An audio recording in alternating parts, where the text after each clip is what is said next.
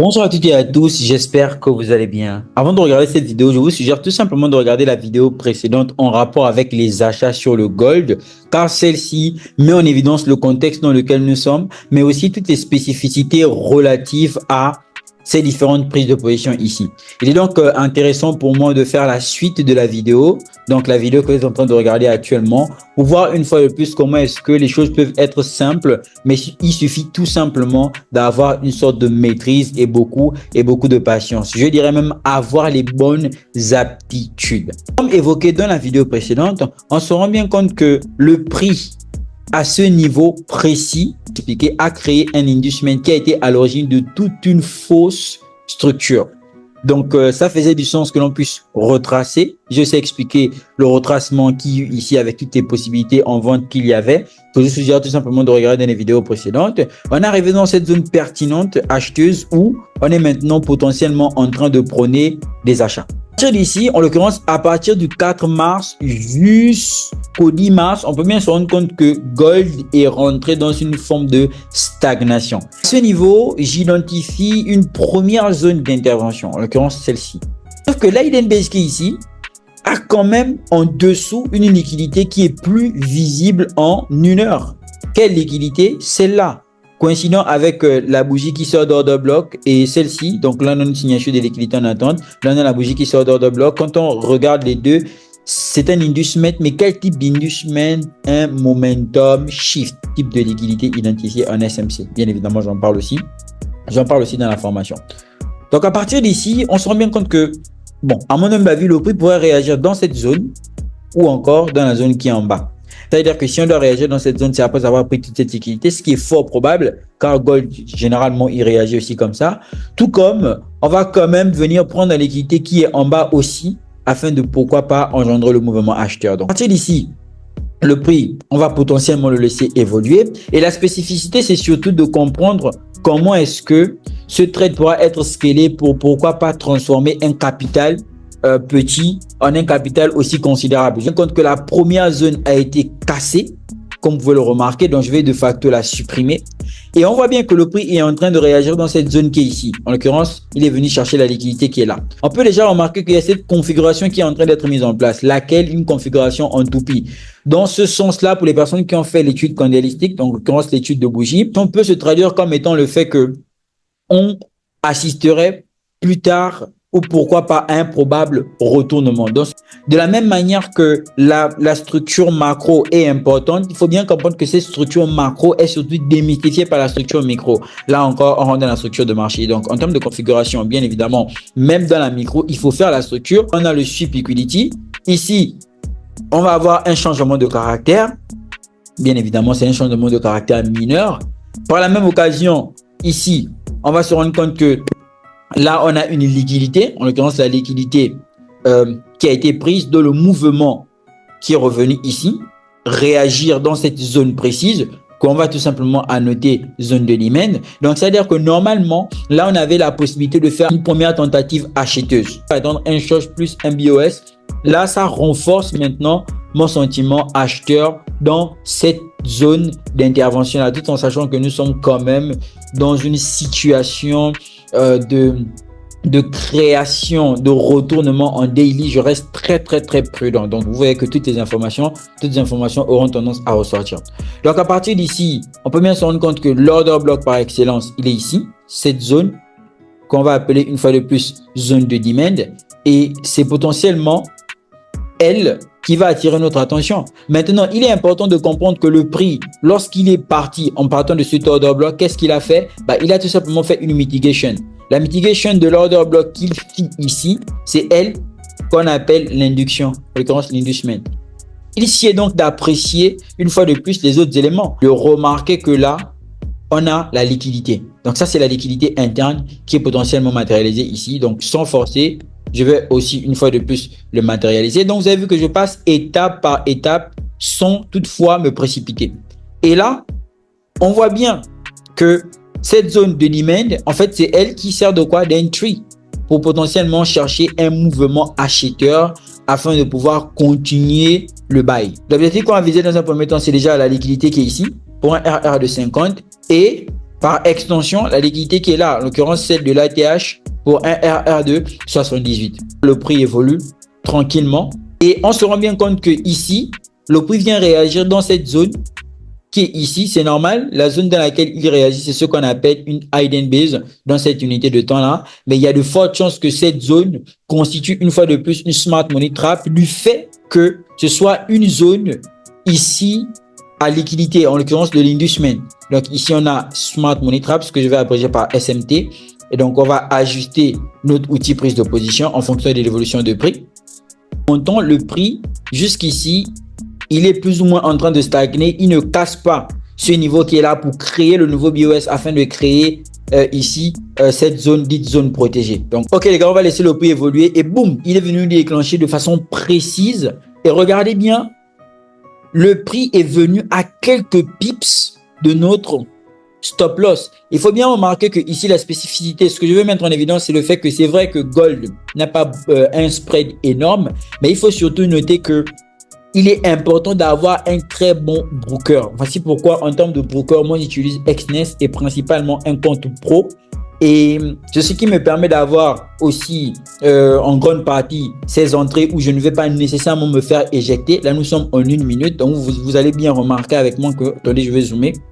Vous avez vu juste à quelques centimètres de notre stop loss. Donc, c'est important d'avoir un très bon broker. Ça sert à rien de faire des très belles analyses aussi quelque part et ne pas pouvoir en bénéficier à cause, une fois de plus, à cause de broker. Donc, vous voyez que l'on a bel et bien été déclenché. C'est très intéressant. Nous sommes déjà dans le trade. Regardez, lorsqu'il vient déclencher, il vient par la même occasion retester ici. Là, c'était le moyen, une fois de plus, de faire ce que j'appelle un entry, en l'occurrence de doser encore parce qu'on sait que on a toutes les confirmations possibles pour qu'on puisse tout simplement continuer le mouvement acheteur.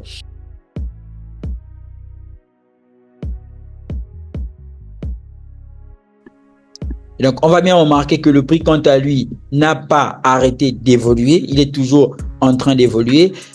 Dans ce genre de situation, souvenez-vous ce que je vous ai dit dans la vidéo précédente. Plus quand le prix évolue, il faut savoir évoluer aussi avec lui. À regarder le graphique, regardez, on a été déclenché ici tout simplement à 1h du matin. Et donc, c'est tout un sacrifice. Il faut apprendre à surveiller ces graphiques. C'est très important. Il ne faut pas laisser, une fois de plus, les graphiques nous surprendre. Alors, on voit que là, il engendre plus ou moins un mouvement en correction.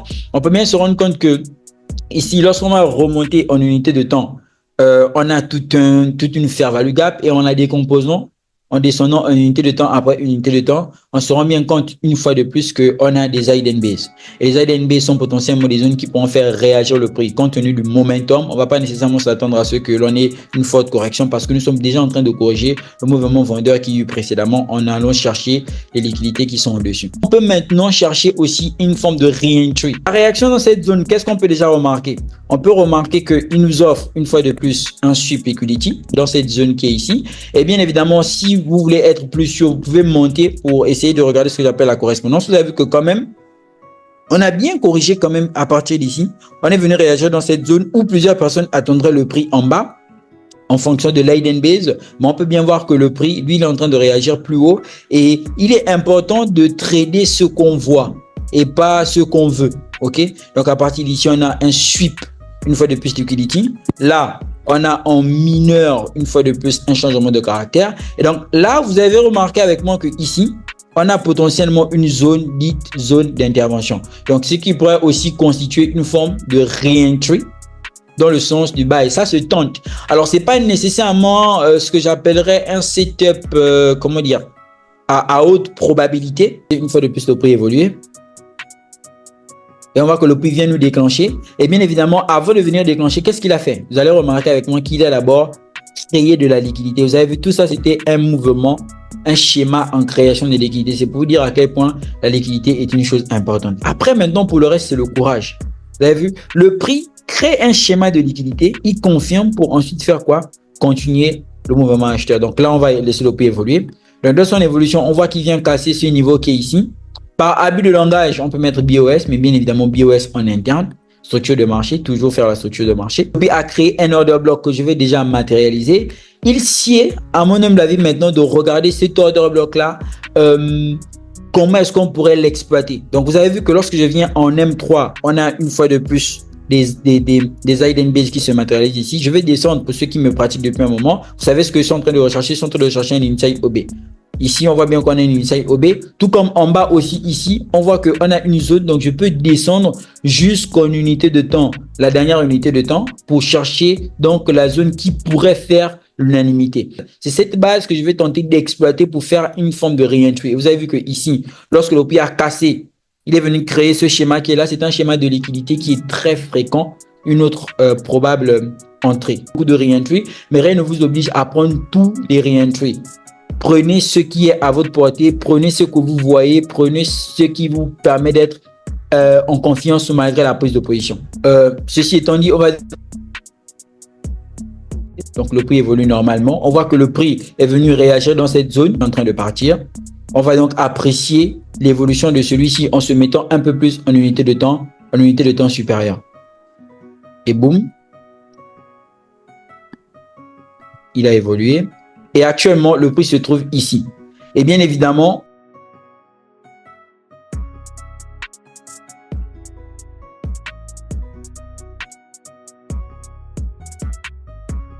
comme vous pouvez le remarquer, si je décidais de sortir là tout de suite, qu'est-ce que j'aurais? J'aurais probablement ici un RR de 15 dans la dernière entrée. Ici, j'aurais un RR de 35 et ici, j'aurais probablement un RR de 18. Bien évidemment, je vais laisser les positions courir. Mais bien sûr, je tiens à préciser que, je ne sais pas comment est-ce que vous allez regarder la vidéo, mais je tiens surtout à préciser que je n'ai pas pris toutes les 3 entrées. Celle-ci, lorsqu'elle est arrivée, j'étais en train de dormir. Celle de 6 heures du matin, moi, je suis en train de dormir, les gars. Je suis pas un robot, là. OK? J'étais en train de dormir. Par contre, j'ai pris la première ici. J'ai aussi pris le retest qui est venu se faire là. J'ai pris une autre position et la troisième position ici. Donc, pour vous le montrer, je l'ai partagé un peu sur mes différents réseaux sociaux, notamment sur Telegram.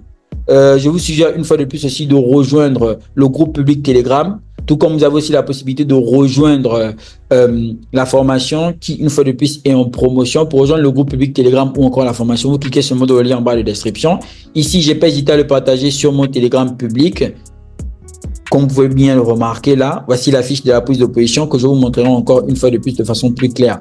Alors, c'est un trade qui actuellement me rapporte 6 millions de francs CFA en partant d'un capital de tout simplement 900 000 francs. Toutes les captures, je vais vous le montrer pour que ce soit clair, précis et limpide afin que tout le monde puisse voir à quel point mon approche est tout simplement une approche simple mais aussi efficace. Donc, c'est aller très vite. Là, sur le gold, on peut remarquer que il a bien évolué à l'achat. Les trades sont toujours en cours.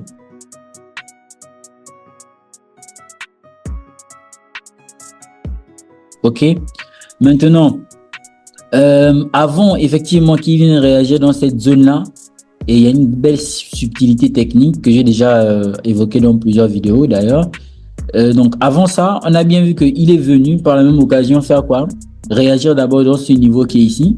Et bien sûr, j'ai dans les explications précédentes expliqué comment je suis rentré dans différentes positions. Donc là, ici, j'ai dû clôturer la position qui a été prise là, tout comme je suis pu trader le CPI. Il y avait le CPI, OK. Donc là, je fais un résumé de façon globale pour clore la vidéo par là.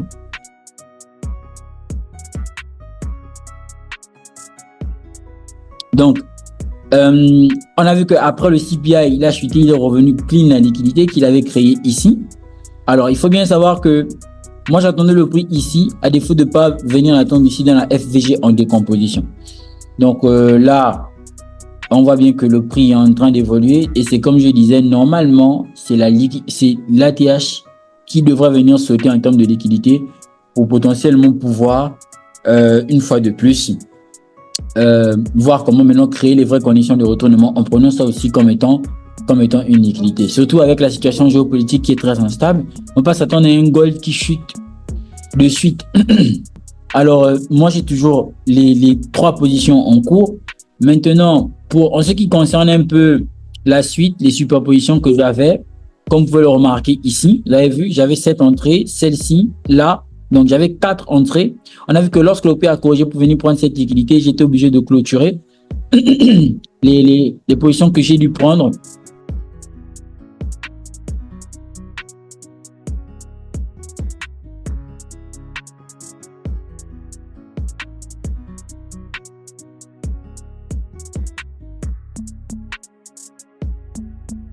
que je vais de prendre une fois de plus en renfort. La vidéo elle va s'arrêter là, c'est-à-dire que même si après le prix continue, je pense pas que je ferai une suite.